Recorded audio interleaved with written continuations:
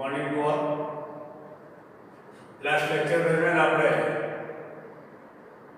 ફૂગના વર્ગીકરણ વિશે શરૂઆત કરી ચૂક્યા હતા અને ફૂગના કેટલાક કોમન કેરેક્ટર વિશે મેં તમને માહિતી આપેલી. તે પણ આપણે જાણ્યું કે ફૂગને અલાયદી સૃષ્ટિમાં મૂકવામાં આવશે. મતલબ નથી એ વનસ્પતિ, નથી પ્રાણી. તે અલાયદી સૃષ્ટિમાં જ્યારે મૂકવામાં આવી રહી છે ત્યારે એના કેટલાક કોમન કેરેક્ટર આપણે જે ભણી ચૂક્યા એના આધારે હવે એના વર્ગ પાડીને અભ્યાસ કરી શકાય. લાસ્ટ ટાઈમ કીધેલું છે મેં તમને કે ફૂગના અભ્યાસને ફેન્જીયોલોજી તરીકે ઓળખવામાં આવે છે, ફૂગશાસ્ત્ર. તો ફૂગના જે વર્ગો પાડવામાં આવે છે મૂળભૂત 4 વર્ગો. તુલનાત્મક રીતે આપણે એનો અભ્યાસ કરવો છે એટલા માટે એક સાથે દરેક મુદ્દાઓને આપણે અહીંયા કનેક્ટ કર્યા છે. જે 4 વર્ગો છે એમાં એક છે ફાઇકોમાયસેટિસ. ફાઇકોમાયસેટિસ. બીજો છે આસ્કોમાયસેટિસ. શબ્દોને 2 3 4 વાર બરોબર વાંચો, ટ્રાય કરશો ત્યારે સમજાશે. આસ્કોમાયસેટિસ. ત્રીજો છે બેસિડિયોમાયસેટિસ.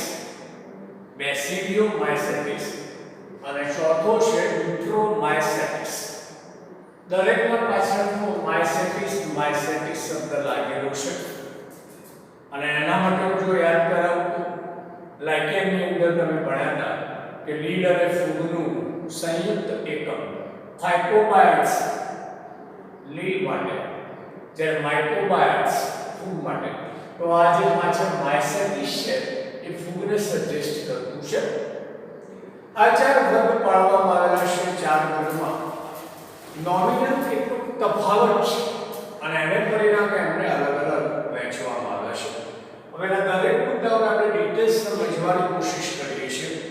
સપોઝ કે ફાઇકોમાયસેટિસ હવે જ્યારે ફૂગ છે, કોમન જ્યારે ફૂગની વાત છે ત્યારે 4 વર્ગની ફૂગના નિવાસસ્થાન વિશે જો વિચારીએ તો ફૂગ હંમેશા ભેજવાળા ભીના વાતાવરણમાં રહેતી હોય. ક્યાંક કેટલીક ફૂગ જલજ, કેટલીક પલળેલી દિવાલો પર અથવા પલળેલા જે થડ કહેવાય ગોળકો, ધ્યાન રાખજો બુકની અંદર વૃક્ષના ગોળકો આવશે તો વાપરશે. તો ગોળકોનો અર્થ શું? તમે થળિયું કાપેલું જોયું હોય વૃક્ષનું અને ગોળ પડી ગયું હોય વર્ષોથી, એવા ગોળકો એની ઉપર પણ કેટલીક ફૂગ ઉગી નીકળે, કેટલીક મૃત એકમ ઉપર પણ ઉગી નીકળે. એટલે સામાન્ય રીતે એના સ્થાન તો હવે 4 સ્થાન વિશે આપણે વિચારીએ તો ફાઇકોમાયસેટિસના સભ્યો હોય કે આસ્કો, બેસિડિયો કે ન્યુટ્રોમાયસેટિસના મોસ્ટ ઓફ આ સભ્યો જે છે ફાઇકોમાયસેટિસના જલજ છે. જલજનો મતલબ ભીના ભેજયુક્ત વિસ્તાર. એના સ્થાને આસ્કોમાયસેટિસના જે સભ્યો છે એ પલળેલા લાકડાઓ, દીવાલ એની ઉપર એટલે ઘણા કેસે સળતા લાકડાઓ ઉપર જોવા મળી શકે છે. જ્યારે બેસિડિયોમાયસેટિસના સભ્યો એ ભીની જમીન છે, લાકડા છે, દીવાલ છે, પથ્થરો છે અને મોસ્ટ ઓફ વનસ્પતિના દેહની અંદર સુધી પ્રસાર પામેલી હોય છે. અને ન્યુટ્રોમાયસેટિસ આ એક એવો વર્ગ છે કે જે વિવાદાસ્પદ છે. મતલબ કે સ્લોલી એને અલગ પાડવું શક્ય નથી. થોડાક સંશોધનો પૂર્વે એને બેસિડિયોમાયસેટિસના સભ્ય તરીકે ઓળખવામાં આવતી હતી. અપૂર્ણ ફૂગ તરીકે પણ એને ઓળખવામાં આવે છે.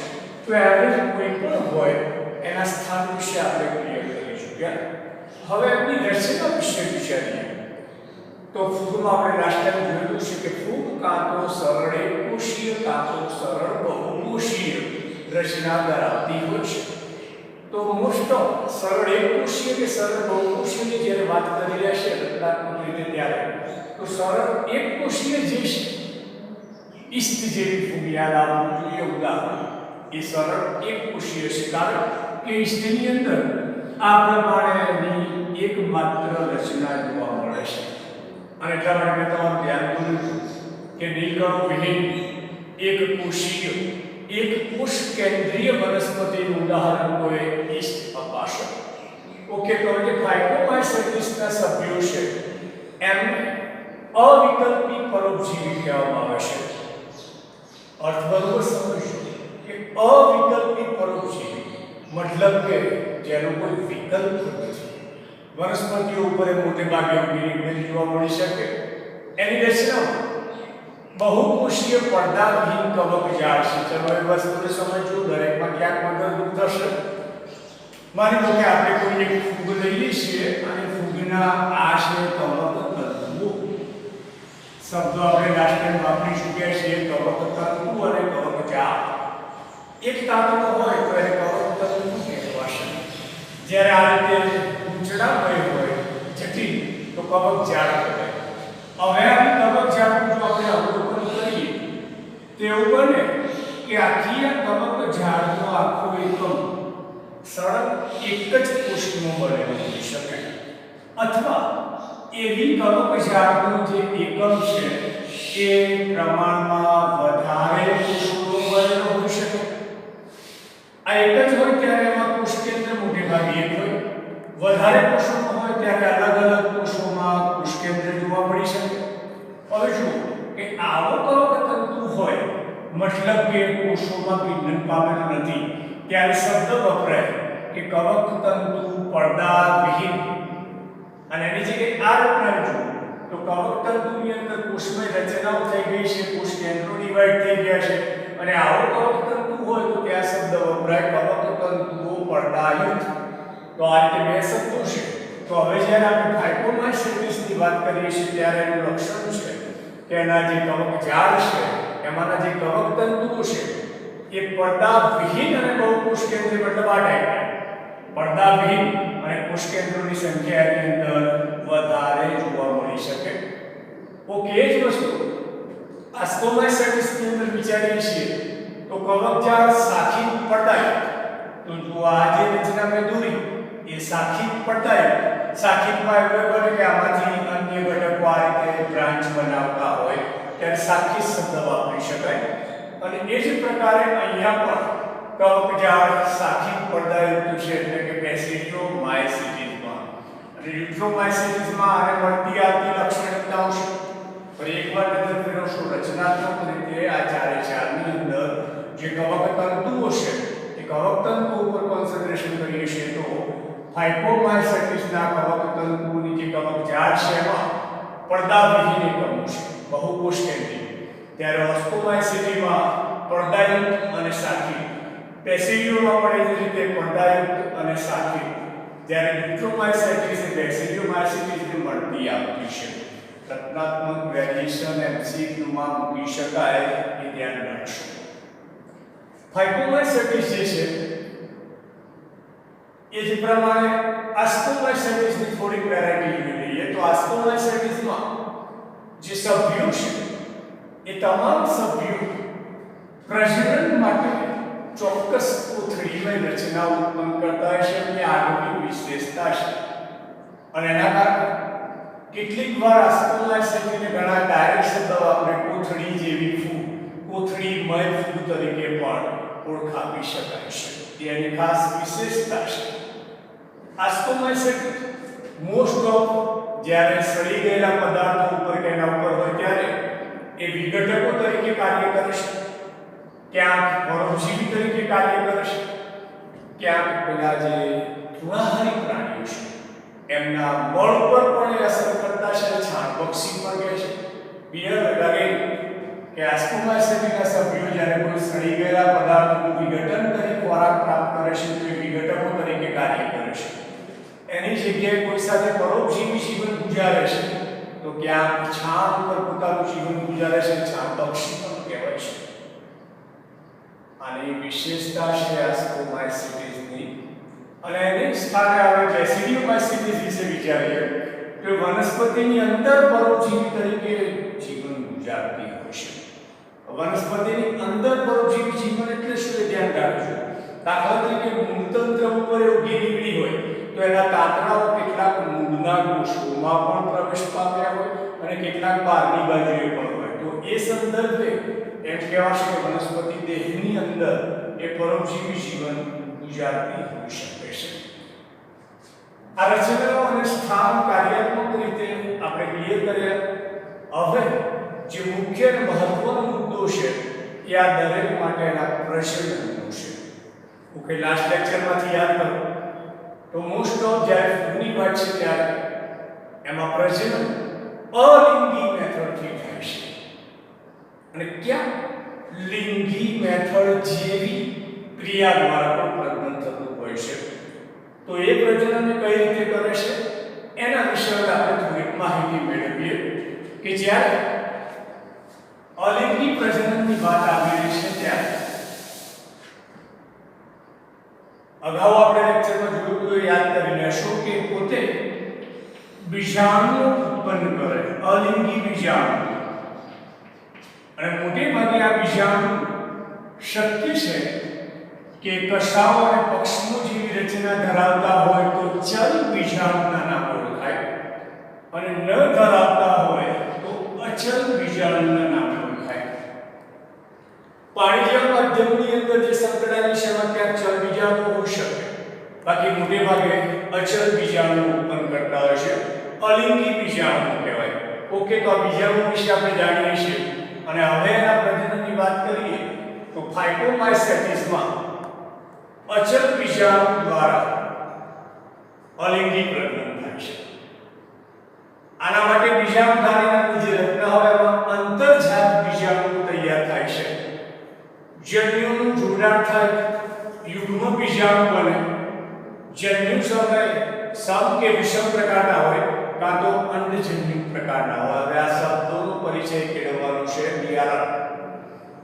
આ શબ્દની વાત કરીએ કે અચલ બીજાણુ દ્વારા, અને સાથે શું કહે છે કે બીજાણુધારીમાં અંતર્જાત બને છે. એનો અર્થ અચલ બીજાણુ એટલે માની લઈએ કે આ ટાઈપનું બીજાણુ છે, કોઈ આકાર ભિન્ન ભિન્ન હોઈ શકે, તો આ બીજાણુની અંદર હલનચલન કરવા માટે કોઈ પક્ષમો કે કશા જેવી રચના ન હોય એટલે અચલ બીજાણુ કહેવાય. ત્યારે બીજાણુધારીમાં અંતર્જાત બીજાણુનો મતલબ ચાલો કે આ મ્યુકોર નામની ફૂગ છે અને મ્યુકોરની અંદર ઉપરની બાજુએ આવી ઉત્સેલી દળાવે રચના બનતી હોય છે.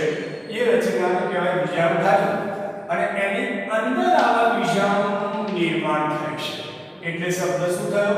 બીજાણુધારીમાં અંતર્જાત બીજાણુનો વિકાસ. અને પછી આ બીજાણુધારી ફાટે એટલે બીજાણુ વાતાવરણની અંદર મુક્ત થતા હોય છે. આ બંને વસ્તુને આપણે પછી ડિટેલમાં સમજીએ છીએ કોમન પ્રજનન સમજાવવું એ દરમિયાન.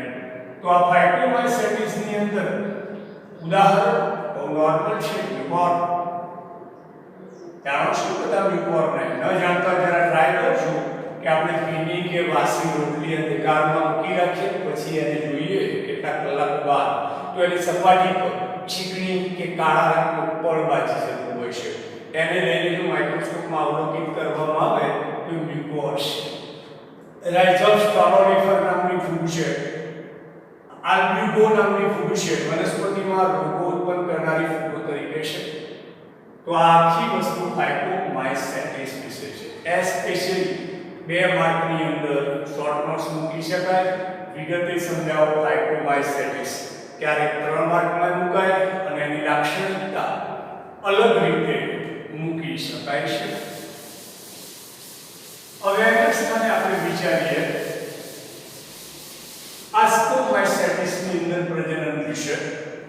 તો આસ્કોમાયસેટિસમાં પ્રજનનની જ્યારે વાત છે ત્યારે કવકજાળનું બહિર્જાત કણી બીજાણુ જે અંકુરન દ્વારા નવી કવકજાળ બનાવે. ચલો સમજવાની કોશિશ કરો હવે કે આ ફૂગની માની લઈએ કે આ કવકજાળ છે. હવે અમારું કોઈ એક કવક તંતુ છે એવું વિચારીએ, કોઈ એક એકમ. તો આ એકમની ઉપર બહિર્જાત એટલે કે આમાંથી વિકાસ પામી અને આવી વિશિષ્ટ રચનાઓનું નિર્માણ થાય અને એ રચનાઓમાં બીજાણુનું નિર્માણ થતું હોય છે. એસ્પેશિયલ એસ્પરજિનસ નાઇઝર નામની ફૂગ છે, એન્ટીબાયોટિક્સ મેળવવાના ક્ષેત્રે ઉપયોગી છે. ક્લેમિસેપ્સ જે રોગ ઉત્પન્ન કરનારી ફૂગ છે.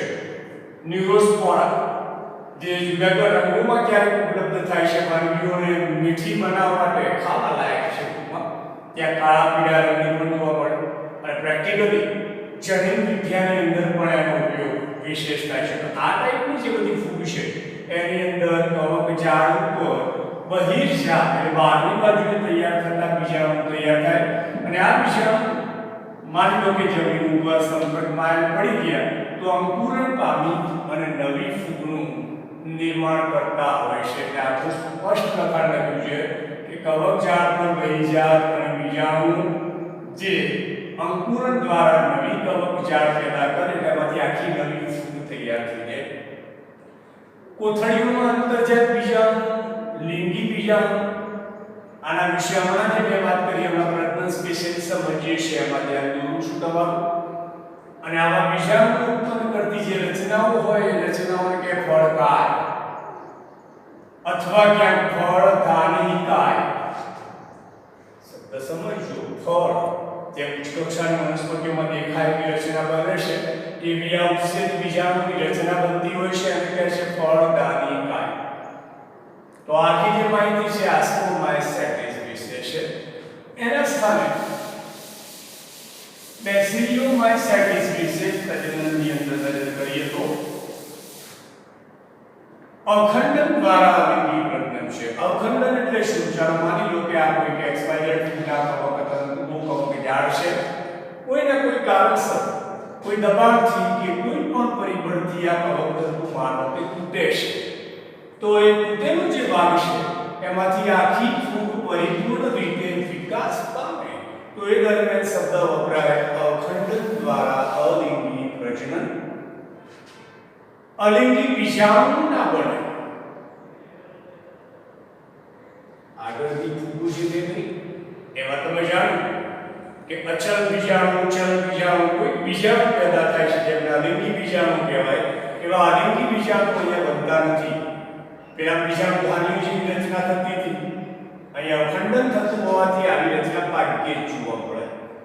અને લિંગી પ્રજનન માટેના કોઈ અંગો એસ્પેશિયલી હોતા નથી, એની વિશેષતા છે. લિંગી પ્રજનન કઈ રીતે થાય એના વિશે હમણાં જાણીએ છીએ આપણે. પ્રબળ બીજાણુ ધાન્યો દરમિયાન નિર્માણ થશે.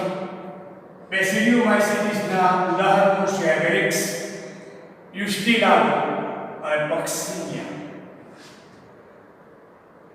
એકદમ એલર્ટ રહી દરેકે દરેક વર્ગમાં કયા કયા ઉદાહરણો આવે છે એને ધ્યાનમાં રાખજો. કારણ કે MCQમાં ગમે તે ઉદાહરણ મૂકીને પણ પૂછાય કે એનો સમાવેશ નીચેનામાંથી કયા વર્ગમાં થાય છે.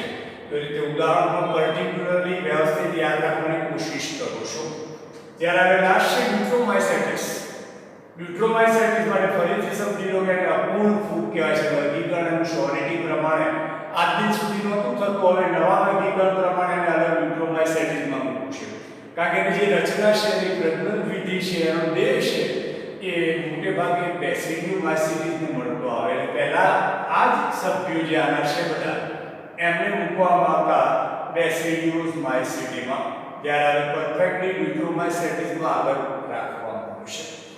એની અંદર પણ પ્રજનન કણિકા બીજાણુ દ્વારા થાય છે. કણિમય બીજાણુ કવકજાળ જે શીખી ચૂક્યા આપણે પડદાયુક્ત શાખિત છે. મૃતોપજીવી છે, મરી ગયેલા મૃત ઘટકોનું વિઘટન કરી પોષણ મેળવે છે અને ખનિજીય ચક્રો ચલાવે છે. ખનિજીય ચક્રો યાદ છે દરેક નિવસન તંત્રના અસ્તિત્વ માટે જૈવ ભૂ રાસાયણિક ચક્રો ચાલવા જોઈએ. અને એમાં બે ચક્રો ચાલે, વાયુ ચક્રો અને કેટલાક આયર્ન ચક્રો. અવસાદી ચક્રો ધાતુઓના જે ચક્રો ચાલતા હોય જમીનમાંથી વનસ્પતિમાંથી પ્રાણીઓમાં મળમૂત્ર મૃતદેહનું વિઘટન પાછા જમીનમાં. તો એવા જે ચક્રો છે એને ખનિજીય ચક્રીકરણ કહેવાય. વર્ષો ફોસ્ફરસનું ચક્રીયકરણ, નાઇટ્રોજનનું ચક્રીયકરણ. તો એવા ખનિજ ચક્રોની અંદર ન્યુટ્રોમાયસેટિસના સભ્યો ખૂબ મહત્વના છે. અને એના આદર્શ ઉદાહરણો છે ઓલ્ટનેરિયા, કોલિટોટ્રાઇકમ અને ટ્રાઇકોડર્મા. ન્યુટ્રોમાયસેટિસ પણ બે માસમાં સેપરેટ મૂકી શકાય, કોઈ પણ વર્ગ 2 થી 3 માસમાં સેપરેટ મૂકી શકાય છે. અને હવે આપણે એમના પ્રજનનની જે વાત કરવા જઈ રહ્યા છીએ એના વિશે ડિટેલ માહિતી કે ફૂગની અંદર નોર્મલ અને કોમન કેરેક્ટર છે ધ્યાન રાખજો. જીવરસ સંયુગ્મન દ્વારા પ્રબંધ થઈ શકે. ચલો જીવરસ સંયુગ્મન દ્વારા એટલે શું?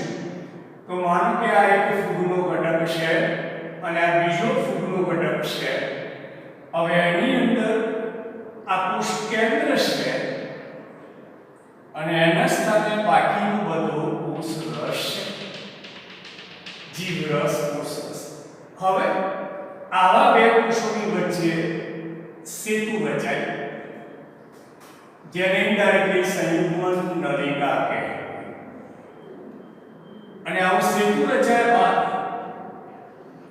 માત્ર આના જીવરસ આ તરફ જાય, આનું જીવરસ આ તરફ આવે. આ નલિકા એટલે સંયુગ્મન નલિકા અને જીવરસની આપણે કર્યા પછી આ બંને ઘટકો કોષીય એકમ છૂટા પડી જાય તો આ દ્વારા જે પ્રજનન થાય એવા પ્રજનનને કહેવાય જીવરસ સંયુગ્મન દ્વારા થતું પ્રજનન. જ્યારે બીજો ઘટક છે કોષ કેન્દ્રીય સંયુગ્મન. આમાં સમજવું, હું ફરીથી ફિગર નથી ડ્રો કરતો કે આ બે એકમો છે.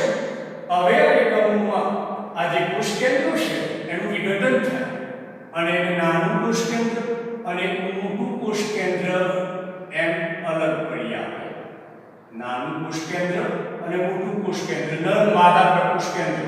અને પછી આનું નર પ્રકોષ કેન્દ્ર અહીં જાય, આનું નર પ્રકોષ કેન્દ્ર અહીં આવે અને બંને કોષ કેન્દ્ર, ચલો સપોઝ કે આ મીડિયા છે માની લઈએ આપણે, અને ત્યાર પછી બંને કોષ કેન્દ્રો એકબીજામાં વિલીન થઈ જાય અને એ દ્વારા જે પ્રજનન થાય છે એના માટે કોષ કેન્દ્ર સંયુગ્મન કહેવાય. અને આવા કોષ કેન્દ્રનું સંયુગ્મન થયા પછી આ કોષની અંદર વિભાજન થાય અને વિભાજન દ્વારા એકના, બે, બેના, ચાર એ પ્રમાણે જો સંખ્યાકીય વધારો કરે તો એ દરમિયાન અર્ધીકરણની ક્રિયાથી થાય. પણ હવે આપણે રેગ્યુલાઇઝ સમજીએ છીએ. આ એક ઔપચારિક માહિતી હતી. ફૂગમાં વાસ્તવમાં શું થાય છે કે એની દેહ રચનાના જે કોષો છે એ કોષો એકકીય હોય છે. એકકીય હોવા એટલે કે એન. અને ઘણા પ્રજનન કોષો પણ કે, ઘણા વિશિષ્ટ કોષો કે, ઘણા દૈહિક કોષો કે. અર્ધસૂત્ર સંખ્યા ઇઝ નેચરલ ફોર ઇટ, એના માટે કુદરતી વસ્તુ છે. અને હવે આ બંને કોષો નળી દ્વારા જોડાશે અને જોડાયા બાદ આ એકકીય કોષ કેન્દ્રો એકબીજા સાથે જોડાઈ જાય. આ એકકીય કોષ કેન્દ્રો એને આપણે એકકીય કોષોને આપણે કહીશું પ્રજનન કોષો. અને આવા પ્રજનન કોષો હવે એકબીજા સાથે જોડાઈ જાય ત્યારે જે રચના બનાવે દ્વિતીય કોષ કહેવાય. દ્વિતીય કોષ, કારણ કે એમાં શું થયું, n + n = twice. ધ્યાન રાખજો, મૂળભૂત દેહ એકકીય છે એટલે સમવિભાજન દ્વારા આવા જન્યુઓ બને. એવા જન્યુઓ એકબીજા સાથે જોડાઈને દ્વિકીય કોષ કેન્દ્ર બને. અને આમાંથી મૂળભૂત કોષો બનાવવાના હોય ત્યારે અર્ધીકરણની ક્રિયા થાય. અને અર્ધીકરણ થાય એટલે આપણે જાણીએ છીએ કે એકમાંથી 4 કોષો બને અને ચારે ચાર જે કોષો છે એ એકકીય હોય, n કોષો. એટલે તમને જે આ અર્ધીકરણ શબ્દ દ્વારા સમજાવેલું છે એનો મતલબ આવો છે કે મૂળભૂત દૈહિક કોષો એકકીય બંધારણ ધરાવતા હોય છે. એ પ્રજનન કોષો તરીકે કાર્ય કરે અને એકબીજા સાથે જોડાય ત્યારે બંનેના એકકીય કોષ કેન્દ્રોના જોડાવાથી દ્વિકીય કોષ બને. ફલિતાંડ ઇનડાયરેક્ટલી એવું કહી શકાય કે હોય તો. અને પછી આ ફલિતાંડની અંદર અર્ધીકરણની ક્રિયા થાય એટલે મૂળભૂત પાછા એકકીય કોષો ધરાવતો વનસ્પતિ દેહ પ્રાપ્ત થઈ જતો હોય છે. તો આખી જે ઘટના તમે ભણ્યા એ ફૂગ વિશેની ડિટેલ માહિતી હતી.